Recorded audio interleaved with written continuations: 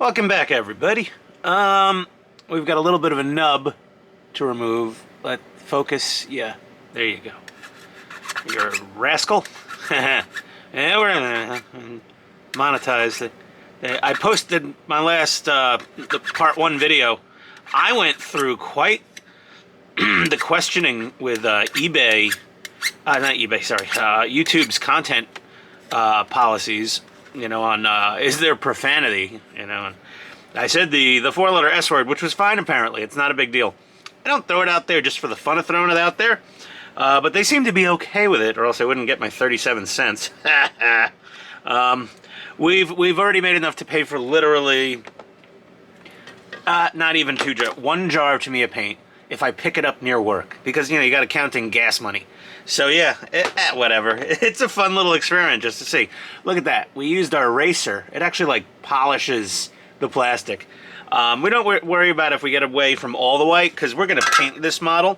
Speaking of paint, here we go. Here is our massive amount of things we're going to use to paint this. So for the lower hull, for red paint's an interesting beast. I don't paint anything, like I've never painted an entire model kit red before. I did, but it wasn't like it wasn't a military kit. It was a dark red F350 high lift from Tamiya. But for primer, I couldn't get any of the. So what you want, the thing is with red paint, you use like reddish brown primer or pink of all things. So I want to do a gradient paint job on this sucker. So what I'm going to do is I'm going to do a shadow and highlight coat like I normally would do with, black and white or NATO black, which I can't find any. This is my last jar of NATO black. I don't know how I'm going to survive. But we do have this Mr. Surfacer black, it's the actual primer. So I'm going to give this a shot. I've never used it before. I got a couple jars of it recently, and I'm gonna give it a whirl. I got the proper thinner for it and all that.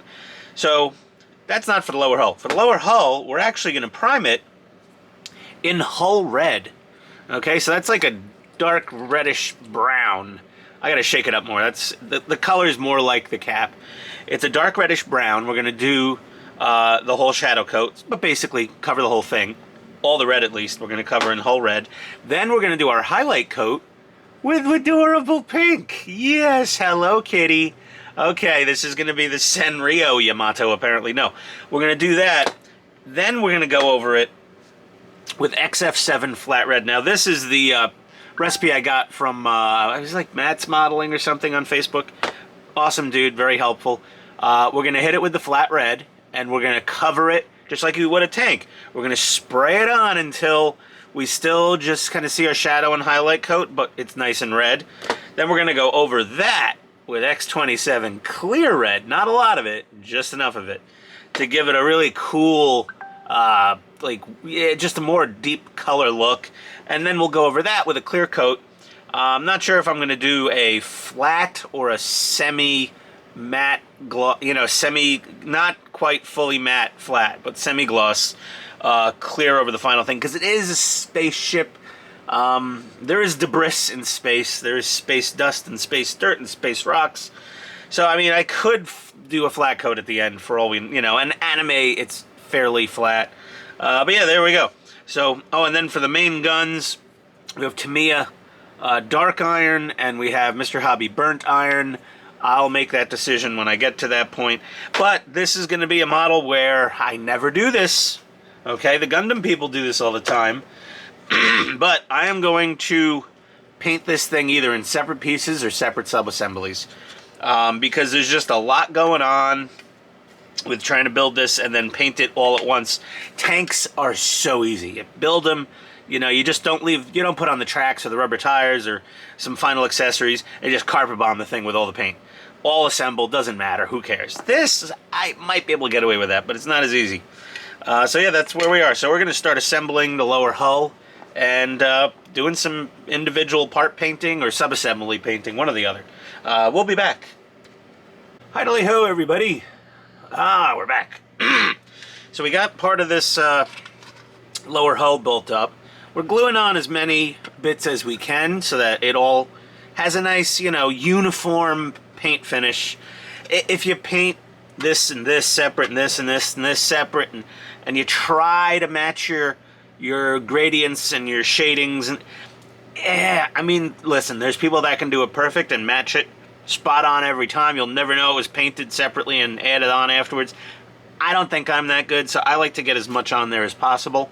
I'm even thinking of putting the sub-engines in with their LEDs and just masking off the LEDs.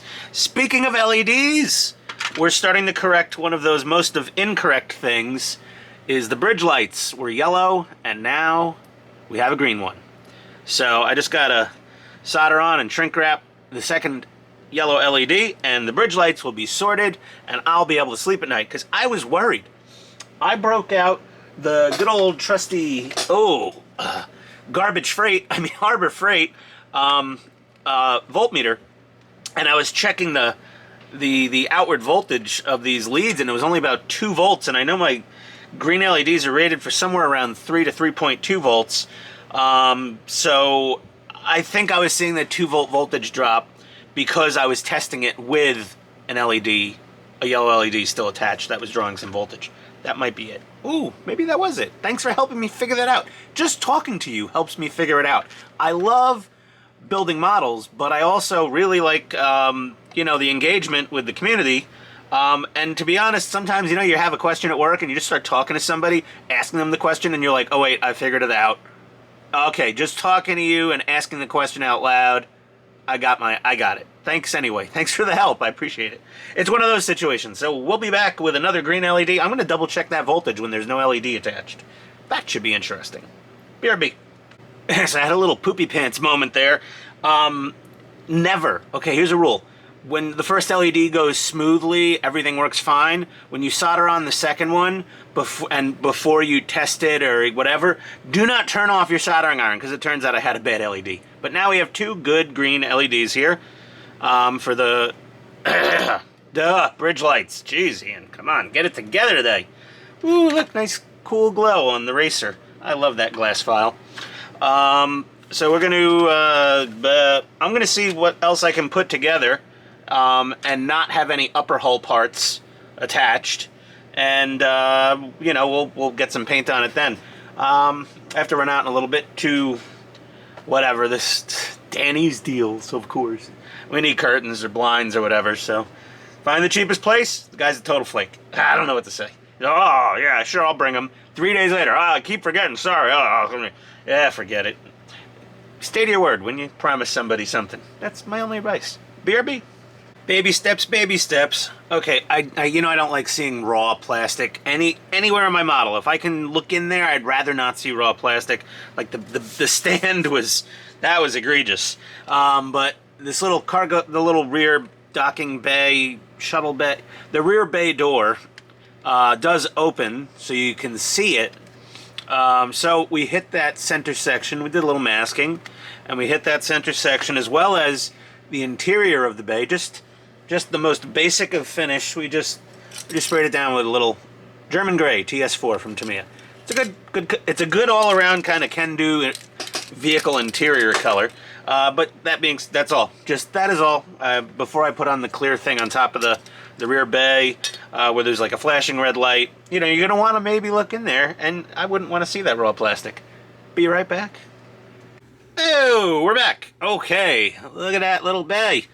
We got the sublight engines. These little semi-clear, the smoked clear cones. They're just mostly in there just for looks. But let's go ahead and turn on. There we go.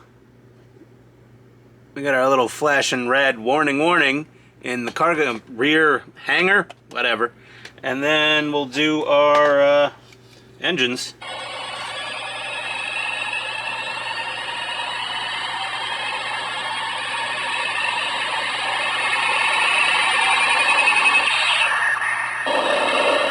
They look pretty good. Yeah, not bad at all. Very nice. Main engines. Oh, over here. But yeah, okay. Testing is successful.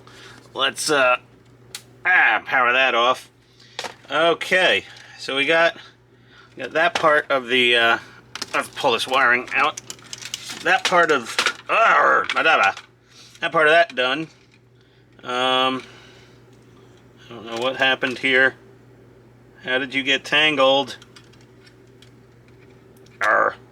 Oh, come on. Okay, whatever. Alright, so this wiring has to get laid down in here. And we gotta make sure this fella sticks out the back for the wave motion engine. And we just gotta tuck all these wires in and get them organized. So we'll be back with some more progress somewhere, hopefully. BRB. As is common when I'm building things, the plan changes. It's fluid. It's fluid. Haha. So we've got this, you can see we've got some upper hull and that attached. So these are very straight lines for masking. This is going to be a breeze to mask off. I don't know how far I'm going to go with building the thing before I start masking and painting, but I was able to mask the sub-engines and the main wave motion engine really well. So we won't get any paint on the little clear bits. So that's lovely. And look, everyone, if you ever do get one of these, or if you're thinking of getting one, if your finger is on that mouse button, this thing clicks together like perfection. I mean, it's Bandai. Let's consider this a perfect grade Space Battleship Yamato. I said Yamato instead of Yamato. So it's just beautiful. There's a few places where I've strategically used some, to me, extra thin. Just areas where it wasn't yet perfectly aligned, like this tiny little hull section right here. There's a couple tabs in there, a little dab of glue there. But that was me nitpicking. That was me being really nitpicky.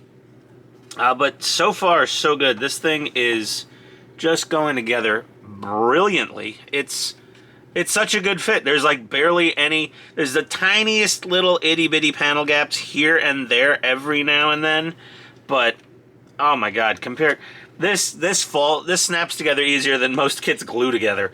This thing is just so nice. But let me quit gushing like a little schoolgirl who just saw Johnny Depp for the first time in the 80s. Yeah, that was a thing, I guess. Let's get back to work. I'm gonna do some more stuff. But yeah, we got a lot of progress. We got the rear turret motor assembly in, so that's cool. We got a bunch of wires in there. All these LEDs here, and here are in. So coming along nice. I love this kit. What took me so long? Oh yeah, the hugely inflated price tag. I was very lucky. Ultimately, I ended up getting this thing for pretty close to its original Japanese retail.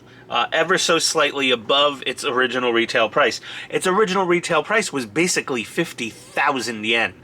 So yeah, in the Wayback Machine, calculate the cost of living increases or standard inflation from 2006-07 until now. It's going to be expensive no matter what. If you find one, it's always going to be expensive. Period. Unless someone doesn't know what they have, which is very rare these days. Thank you, Internet. You've ruined ignorance of people who have things in their basement for the rest of us. We'll be right back. It doesn't look like a ton more progress, but little fiddly things. We've got these. I love Bandai. Okay, so these are the bays for the atmospheric flight wings. And these things, it wants us to build them and install them into the hull. And these are definitely going to get pre-painted. So we're gonna see. We're gonna start this next episode. I am done for the day. I am stepping out to go see Star Trek II: The Wrath of Khan 40th anniversary director's cut out in a real movie theater on the big screen, because that movie is only a couple years older than I am, so I never got the opportunity to see it on the big screen. So wish me enjoyment. I'm going to go to the movies. And next episode, we'll be back with more Yamato. Okay. Check out. Peace out. See you next time. Watching you. Take care. Be good. Bye-bye.